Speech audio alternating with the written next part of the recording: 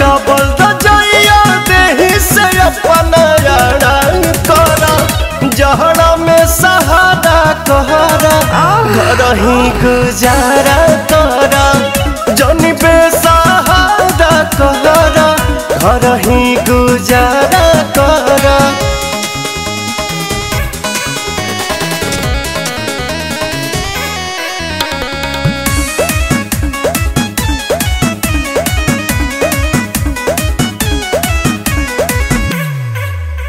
शीतलहरी में शहरत के टनिए पिया पाला पानी खानी हो जाला जवानी पिया सटा सटा वो गर्मी बढ़ावो प्यार के कमवा सारा करा जहरा में सहारा कहरा करही गुजारा करा जनी बेसहारा कहरा घर ही गुजारा करा।